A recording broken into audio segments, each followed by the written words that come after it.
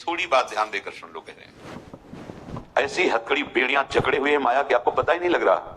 बाहर से हथकड़ी बेड़ी जब जकड़ी जाती है तो पता होता है, लेकिन ये माया है भगवान की, बांधे हुए है।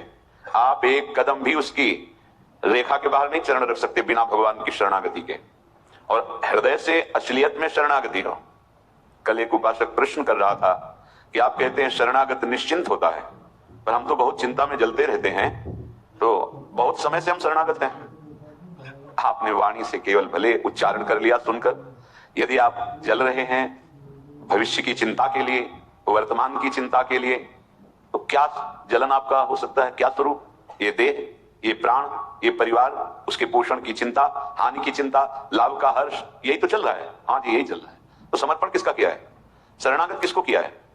वाणी को भी तो नहीं कर पाए हो शरणागत। वाणी की शरणागति का रसना कटो जो अन रटो, निरख अन फुटो नयन, श्रवण फुटो जो अन सुनो, श्री राधा जस बैन। अब वाणी समर्पित हो रही, अब नेत्रेंद्रिय इंद्रियां समर्पित हो रही, अब अंतःकरण समर्पित हो रहा है, मन केवल प्रियालाल के चरणों में। शरणागत को चिंता नहीं, अभी समझ नहीं पाए शरणागति। जब आप सत्संग सुनोगे और खूब नाम जप करोगे, तब आपके हृदय में जो वचन से बोला कि हे नाथ मैं आपकी शरण में हूं, वो धीरे धीरे गले से, हृदय से रोम रोम में फैल जाएगा। हे नाथ मैं आपकी शरण में हूं। इतनी हथकड़ी बेड़ियां जकड़ी हुई हैं कि आपके अंदर चाह ही नहीं पैदा होने देगी भजन की और भगवत प्राप्ति की। भोगैश्वर्य प्रशक्ता नाम तया परत चेतसाम, जिसका चित्त अपरित हो चुका है भोगों में सुख बुद्धि से, वो निश्चय ही नहीं कर सकता कि मुझे भगवत प्राप्ति करनी है, मेरे जीवन का उद्देश्य भजन है।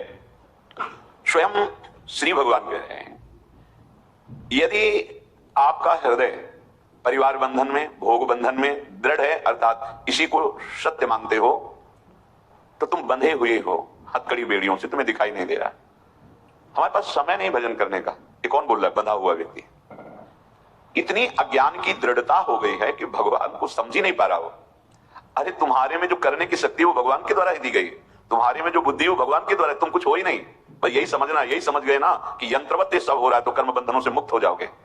ये अहंकार विमूढ़ आत्मा करता हम इति मन्नते, ये देहाभिमानी बार बार भगवान की अवहेलना करके बोलता है मैंने किया, मैं ये करूंगा, मैं ये कर सकता हूं। अहंकार विमूढ़ आत्मा, ये अज्ञानी अहंकारी अपने आप को और बंधाता रहता है। बहुत महिमा की बात है।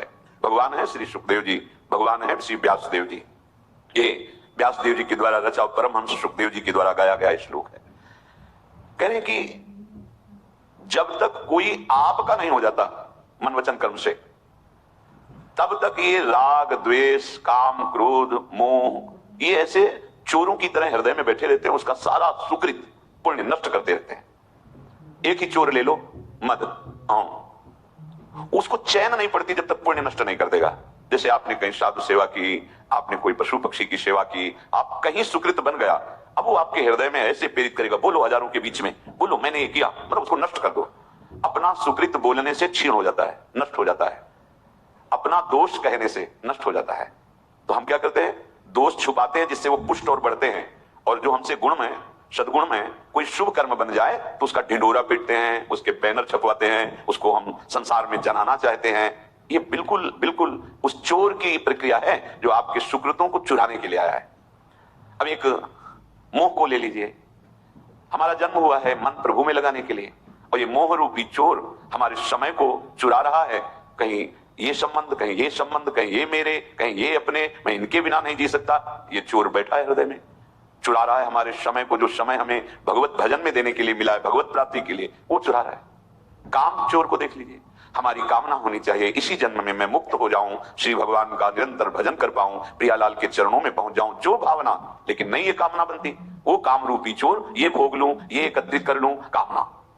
क्रोध को देख लो, तुम क्या समझते हो? ये चोर हैं अंदर के। मत्सरता, मत्सर मेरे से आगे निकला जा रहा है, कुछ नहीं, ये तुम्हारा पतन कर रहे हैं तुम्हारे अंदर बैठे।